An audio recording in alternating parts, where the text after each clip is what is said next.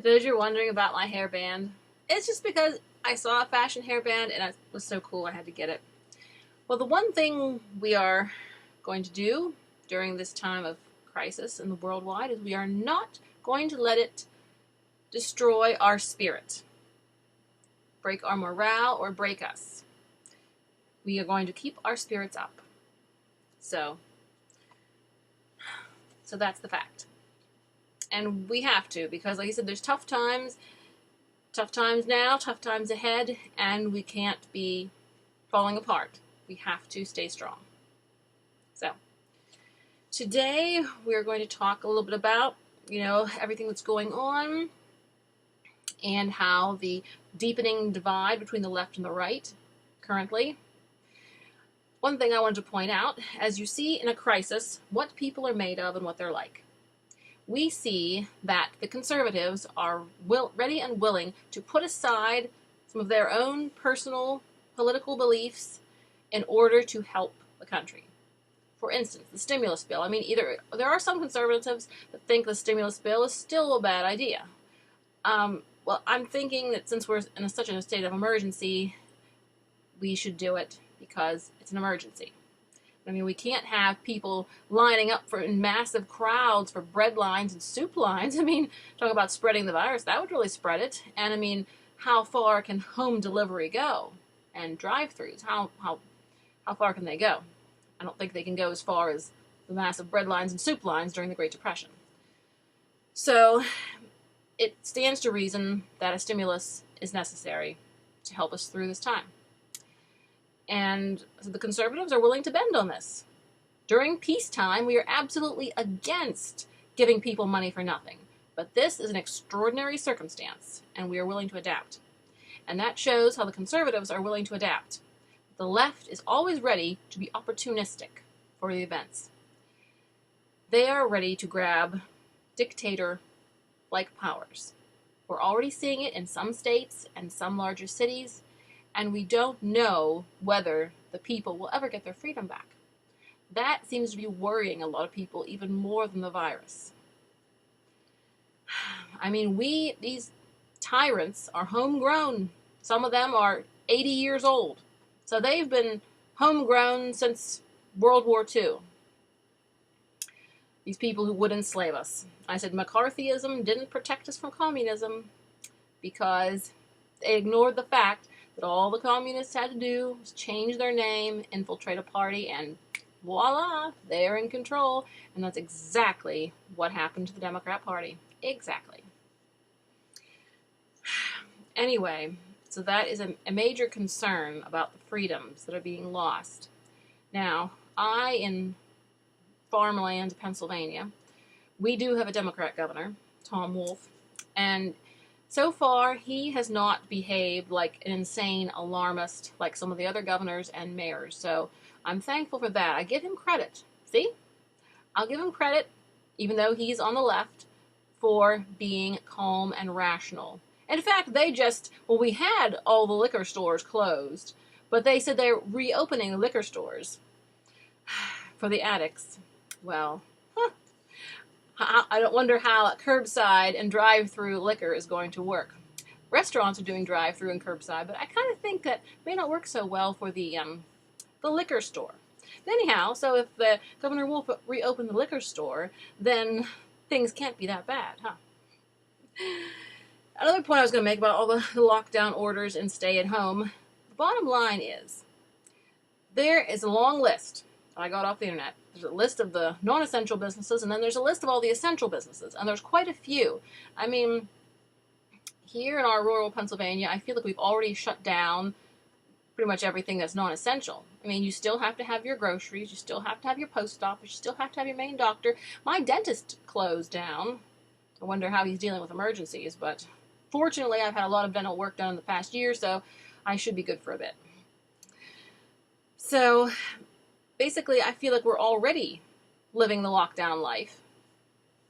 But, I don't know, I think they're trying to impress the seriousness on people who are violating it, even though most of us here are going by it. And on Thursday, my boss, he gave us papers, working papers. That way, in case, the police are stopping people, that I have an official paper that says I'm working for an essential business and here's the contact information of my boss. So we're not having police stop people yet here in Pennsylvania, but I guess just in case it happens, we want to be ready. So I have papers confirming that I work for an essential business. Yay! The newspapers are still considered essential businesses. And even on the lockdown list, they're still considered essential business. We have cut a few hours, but we're still in business. The main challenge for the newspapers is loss of ad revenue. But our paper has been hanging in there. These last couple of weeks, we've been doing okay. And bottom line is the businesses are adapting. The free market is adapting to this crisis. We had an email from one of our headquarters, and it was talking about a webinar. It was going to tell us about the industries that have been surveyed that are going to explode in the next few months and really be successful. Things like tutoring, hometown grocery stores, had landscaping, certain construction. There's certain businesses that are just booming to the point of insanity. Like I said, the restaurants in our town are open for takeout, and they are sold more in 2 weeks than they've sold in the past year. So there are businesses that are going to be booming, and the webinar is telling our advertising executives to target these businesses that are going to boom. Yes, we do have some really devastating hits in the business companies that worked on crowds, sports, entertainment, public schools. They're never going to be the same again, at least not for several years. So there's going to be a lot of homeschooling and online courses, and bottom line is, I think the initial shock is past, the initial shock of the changes. And now businesses are rolling up their sleeves. They're seeing what they can do to adapt and survive. And that is what we need to do. We do not need to panic. No panicking. And I said, even though Tim Pool likes to be depressing, he is contributing to the panic. And the media, of course, contributes to the panic because they want to get clicks. Now, we did hear yesterday that CNN people in their office are starting to get sick. Now, as Christians, we do not wish them ill, even though they have been fighting to destroy America, knocking off babies, and they've just been very, very bad people.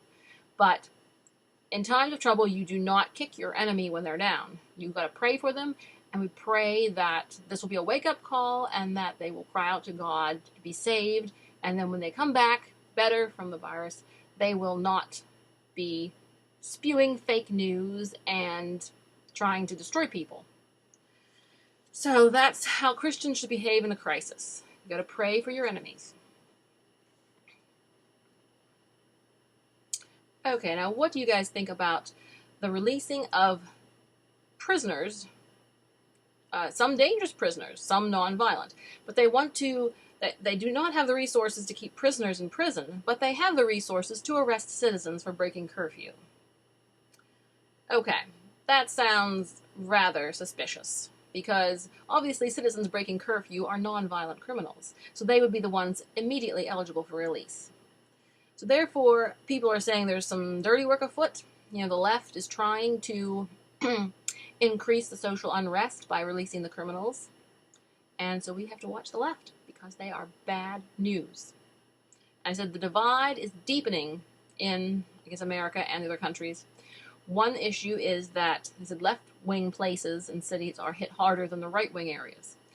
And it's not just because of the city versus country, I think. I think it's also that liberals and conservatives have different lifestyle priorities and different habits.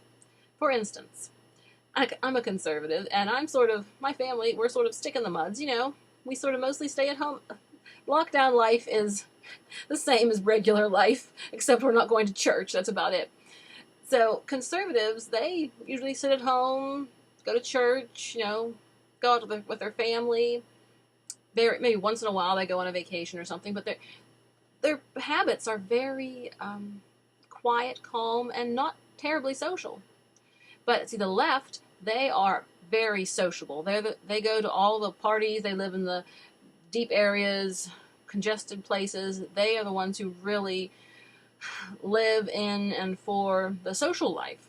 So that's another reason why the left has been getting sicker than the right, and not just because of their political persuasions or their geographic locations. It's because of their habits. The right mostly goes to church, and the left goes a bunch of other places. And plus, of course, the left's open borders thing and trying to say you can't close anything down or you'll be the R word, and that really slowed the left down from cutting off the travel, and that's increased the spread of the virus. Well, conservatives were definitely skeptical. I mean, I know lots of people who are still skeptical, and they still think that their government's trying to take over their lives. But at least, like I said, a conservative life is pretty cloistered anyway, so we're not really contributing to the spread, even if there's still skeptics in the ranks. But bottom line, the left is out to ruin America, and they see this as an opportunity, and we hope there won't be civil wars following this for people trying to get their freedoms back. Because like I said, these leftists could continue say we're quarantined forever, I don't know. Okay, and above all, finally, this is a time for people to seek God. You have quiet in your little lockdown home. God speaks in a small, still voice. This is time to seek the Lord. This is a wake-up call. I mean, we never know, if the Lord is, bringing judgment or what. We can't prove it. We don't know anything. But all we know is that during difficult times, it's time for people to pray and seek the Lord. They say there's no atheists in foxholes, and I'll bet before this is over, there's not going to be too many atheists in the hospital wards either. There's not going to be. Because this is a time that you got to realize that this life is not forever. And you got to think about what's next. If you think nothing's next, and you're okay with that, then hey, nothing, then you're ready to go. But if you think there's something to come in life, whether it be reward for the good or evil that you've done in this life, then I think it's time to start getting right. Getting things right. So, seek the Lord while he may be found. And he is near, even in a time of crisis. So, all right, guys. Thinking about you, praying for you. Take care. Let freedom ring.